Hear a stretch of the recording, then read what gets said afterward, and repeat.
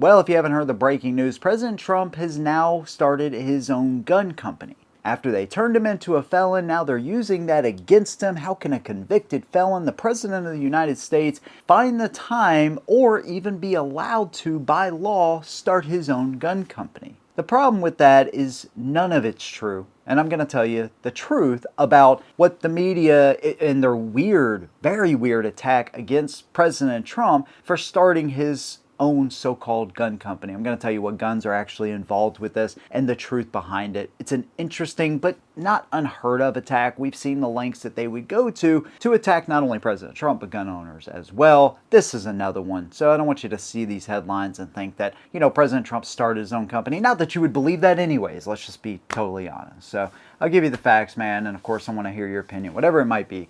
Let's go ahead and jump right in. So here's the genesis. Bond Arms started running an ad on Fox News to promote their new living legend DT-47 to honor President Trump, his historic comeback win to the White House and becoming the 47th president. The problem is you clip part of that, then you put a headline over the top of it. President Trump, the so-called convicted felon, is now selling his own guns through this company, and boom, it goes viral. Without doing any research or any context to it at all, you might actually believe it. Well, again, not talking to my audience because you guys would probably look into it and be like, what? There's no way. And you would be right, but a lot of people, unfortunately, would believe that headline. Here's the truth, though. Bond Arms has been making Derringers for decades. It's their company, not Trump's company.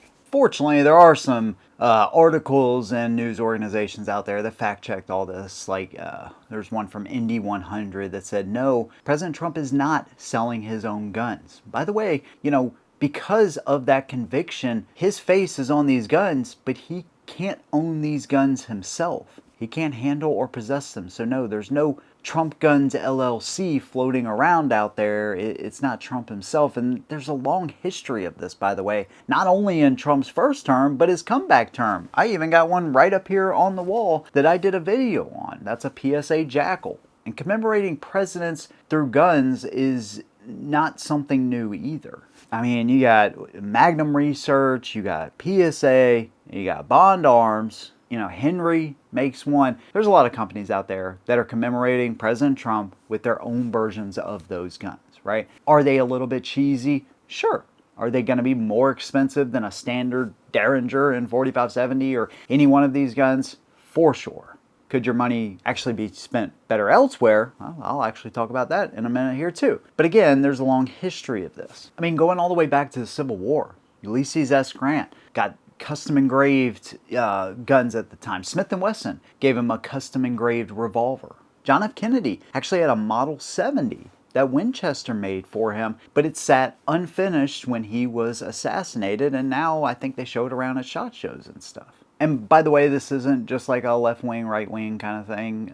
Cabot Guns actually made a left and right, or the left and right 1911 pairs, which essentially on one gun had, George W. Bush, I think, and Ted Nugent, and on the other gun it was Barack Obama and Piers Morgan, I think. Back in World War II, right? Hitler presentation guns and special presentation guns happened a lot back then. This is like an ongoing thing no matter what country you're in. Presentation guns have been around forever. The reason they're attacking Trump specifically is because they want to nail home down that conviction. They want people to know 100%.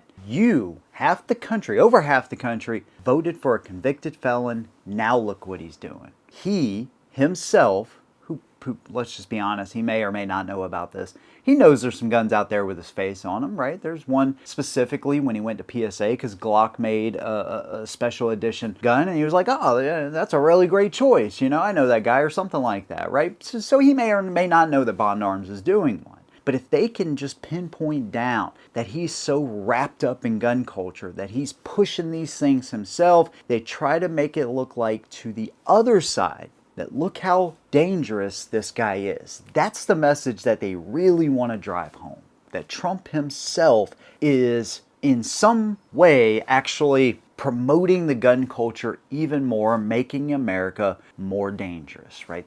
And there's a lot of different branches and ways they could spin it off of this, but that's essentially, when you get down to brass tacks, that's what they're trying to do. They just want to paint him out to be the bad guy in any possible way that they can.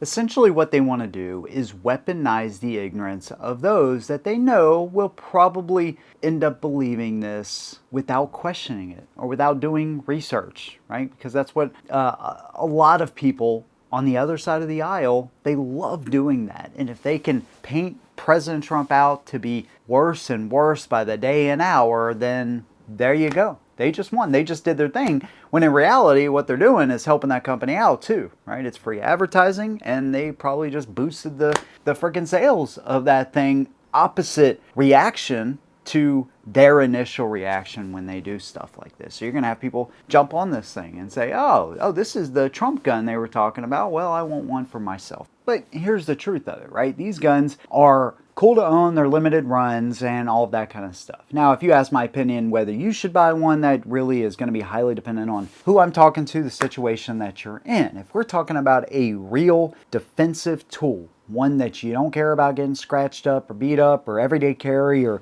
whatever, I would say your money will be spent better elsewhere. But I'm not against these custom guns either, right? I think they're kind of cool, and again, depending on who you are, I would say go for it, right? If you want to do it, I got no problem with it at all. You know, I like all types of guns, so I think that's pretty cool. But if you're just now getting started out, or you want a good solid rifle and you're thinking home defense, self-defense, maybe you don't have a collection of guns or whatever the case may be, yes, your money can be spent better elsewhere. Put that money in the gun. A good quality optic is going to be so crucial. Some of the little things that you might need with ammo, mags, etc., go that route. Spend a little bit more money on training and learn how to use that tool. Giving a little bit of money to good gun right activist groups that are going to fight for your rights, and you're not going to be able to crush all these little stories, but at the end of the day, those gun right groups are actually going to stand up to real attacks, because this one is just another manufactured attack against Trump to make him look to be like some kind of bad guy. Now we have a so-called convicted felon selling his own guns when it is just not